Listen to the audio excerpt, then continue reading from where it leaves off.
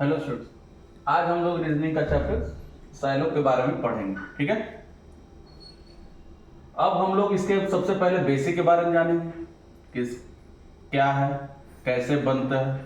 ठीक है, और तब उसके बाद जानेंगे कि सवाल किस तरह से पूछे गए हैं पिछले कुछ वर्षों में कॉम्पिटेटिव एग्जाम में और उसे कैसे हल किया जाता है। तो आइए सबसे पहले बेसिक पर ध्यान देते हैं। ये पॉइंट है जो आपको याद रखने हैं।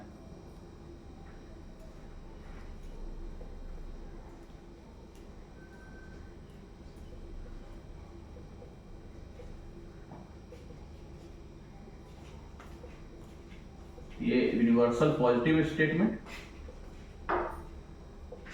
Universal negative statement. तीसरा है पार्टिकुलर पॉजिटिव स्टेटमेंट। चौथा है पार्टिकुलर नेगेटिव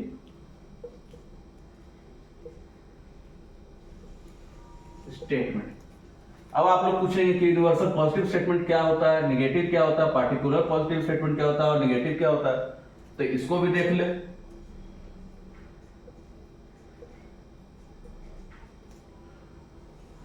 जो सेंटेंस ऑल से स्टार्ट होता है उसे कहते हैं यूनिवर्सल पॉजिटिव स्टेटमेंट। जैसे ऑल कैट आर डॉग। ठीक, अब यहां पे लिख दिए नो रैट इज कैट।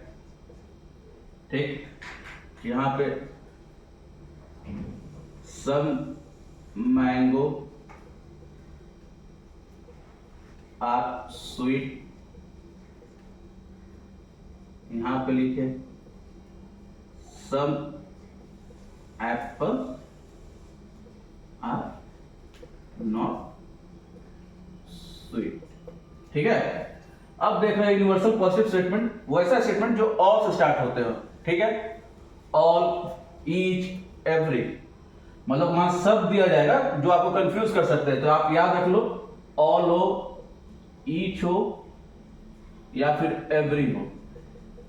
ठीक है, मतलब एक ही होता है। ये सिर्फ कंफ्यूजन करने के लिए ऑल की जगह कभी ईच लगा देंगे या एवरी लगा देंगे। ठीक, अब निगेटिव स्टेटमेंट, इसमें वैसा स्टेटमेंट जो नो से स्टार्ट होते हो, नो से, या मतलब पूरी तरह से अमान्य हो। ठीक है, इसलिए जो स्टेटमेंट नो से स्टार्ट होते हैं वो यूनिवर्सल नेगेटिव स्टेटमेंट कहलाता है।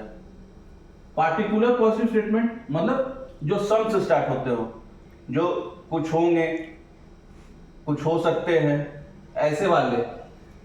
इसमें आप कभी देखिएगा तो 90% बोला जाए, 90% ऑफ मैंगोस आर स्वीट, कोई 70% ऐसे, मतलब परसेंटेज के हिसाब से। ठीक है, या पार्टिकुलर के हिसाब से कि कुछ लोग ऐसे होंगे, लेकिन आप ज्यादातर परसेंटेज ही आते हैं तो इसलिए परसेंटेज ही याद रखना। ठीक है, और निगेटिव स्टेटमेंट का वही है जहां आर नॉट लग जाए।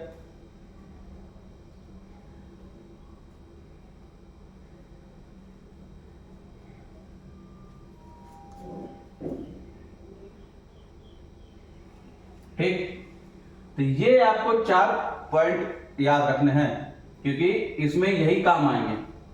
ठीक है, समझ गए होंगे आप लोग। अब आते हैं इसे बनाते कैसे हैं, क्योंकि सबसे ज्यादा जरूरी है इसको बनाना। तो बनाएंगे कैसे? तो ये 2 तरीके से बनते हैं।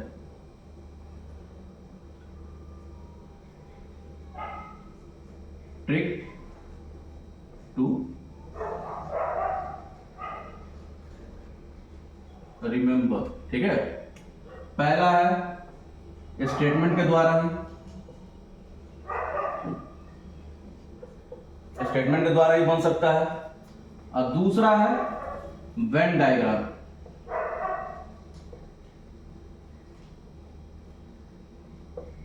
ठीक है, ये ट्रिक आपको याद रखना है पहला स्टेटमेंट से ही बन सकता है, दूसरा वेन डायग्राम से, लेकिन आप ज्यादा कोशिश करना कि वेन डायग्राम से ही बनाना, इसलिए कि ये स्टेटमेंट के मुकाबले और ज्यादा कम समय लेता है। बनेगा किससे भी वही, लेकिन आपको स्टेटमेंट लिखना पड़ेगा, फिर उसको सब्जेक्ट प्रेडिकेट को हटाना पड़ेगा, तब बनाना होगा। इसमें आप सीधे एक डायग्राम बनाओगे जैसा कि सवाल में पूछा गया, उसी तरह हल कर लेंगे। ठीक है,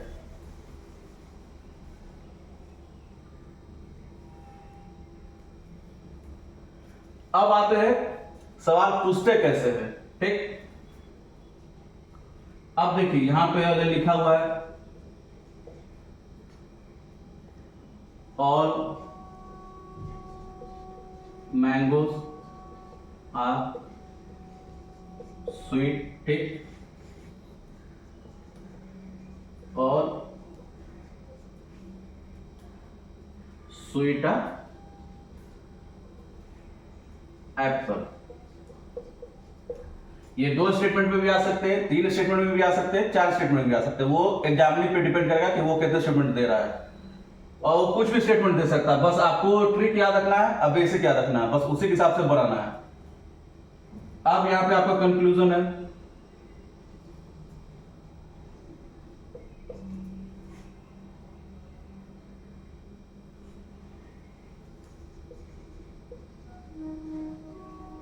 और mangoes are apple, no mangoes are apple. ठीक है, ये आपका कंक्लूजन है। अब सबसे पहले हम स्टेटमेंट पे चलते हैं, स्टेटमेंट्स कैसे बनाएंगे।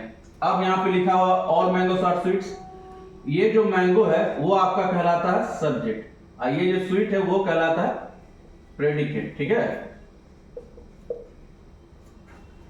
अब दूसरा स्टेटमेंट क्या है, ऑल स्वीट्स आर एप्पल। अब स्टेटमेंट पे पहले चल रहे हैं, तो स्वीट्स को हटा देंगे, सब्जेक्ट प्रेडिकेट हट गया। अब all mangoes are apple, conclusion पहला फॉलो कर रहा है, ऑल मैंगोस आर एप्पल। दूसरा है नो मैंगोस आर एप्पल, लेकिन यहां नो से कोई स्टेटमेंट है ही नहीं, ये तो होगा नहीं, ये आपका कंक्लूजन होगा नहीं, यानी कंक्लूजन वन ही आपका आंसर होगा। ठीक है, स्टेटमेंट से भी आ गया। अब आते हैं वेन डायग्राम से। अब यहां पे बोल रहा है ऑल मैंगोस आर एप्पल। ठीक है, अब लिख रहा है ऑल स्वीट्स आर एप्पल। ठीक, यही है डायग्राम। अब बोल रहा है all mangoes are apple, all mangoes are apple, sorry all mangoes are sweets है ना, ये एप्पल, तो ऑल मैंगोस आर एप्पल भी आ रहा है, लेकिन नो कहीं से आ रहा है नहीं, यानी डायग्राम से भी आपका पहला कंक्लूजन ही है, पॉइंट वन ही आपका सही है। तो इसी तरह से आपको बनाने हैं, सवाल इसी तरह से पूछे ही जाते हैं। ठीक है, इसलिए हमेशा ज्यादा कोशिश करना कि वेन डायग्राम का ही इस्तेमाल करें, नहीं तो फिर आपको स्टेटमेंट लिखना पड़ेगा, ऑल मैंगोस करके लिखना पड़ेगा, फिर यहां पे भी लिखना पड़ेगा, या जो स्टेटमेंट है या सम है, तो फिर सब्जेक्ट प्रेडिकेट को हटाना होगा, तब लाना होगा। और डायग्राम में क्या जैसे से पूछ रहा बनाए, जो कंक्लूजन आया बस उसको लिख दिए, वही आंसर हो गया आपका। आप देखते हैं दूसरे क्वेश्चन क्यों।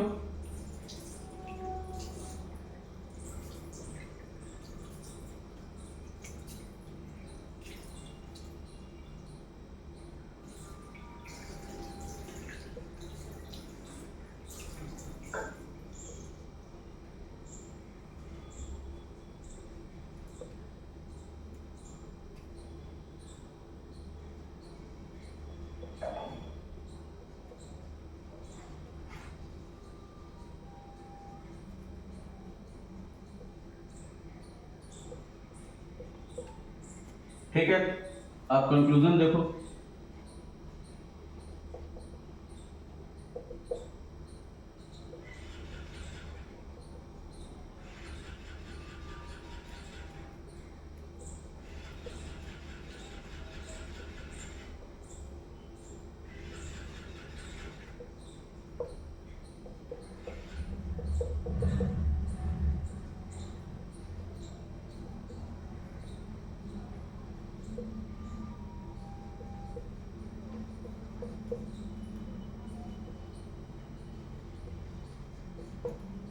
ठीक है। स्टेटमेंट मेरा क्या है, ऑल स्वीट्स आर रसगुल्ला, सब रसगुल्लास आर सॉर, ठीक है, यानी खट्टे हो। कंक्लूजन क्या है, सम स्वीट्स आर रसगुल्ला, सब रसगुल्लास आर नॉट स्वीट, ठीक है। अब हम लोग वेन डायग्राम के थ्रू चलते हैं। ऑल स्वीट्स आर रसगुल्ला, ठीक, सम रसगुल्लास आर सॉर। सम है ना, खाली इतना ही आएगा, स्वीट से तो इसका रिलेशन है नहीं सॉर का। अब पूछ रहा है some sweets are rasgulla, some sweets are rasgulla तो होगा ही होगा, क्योंकि ऑल है तो उसमें सम भी आते हैं, ठीक। यहां बोल रहा है सम रसगुल्ला आर सॉर, सम रसगुल्ला, यहां पे स्टेटमेंट है, कंक्लूजन है सम रसगुल्ला आर नॉट सॉर, लेकिन यहां पे सम है, लेकिन आपका यहां नो से स्टार्ट नहीं है, ना ही आर नॉट से स्टार्ट है, यानी हमेशा जब भी फॉलो होगा कंक्लूजन वन फॉलो होगा, ठीक है। यही आपका राइट आंसर है। अगर हाँ यहां पे एक आता है आइदर अ केस, तो आइदर केस कब लगता है, जब कंक्लूजन फॉलो ना करे तब।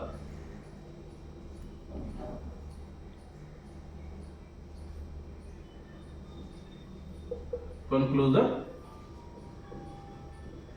Doesn't follow,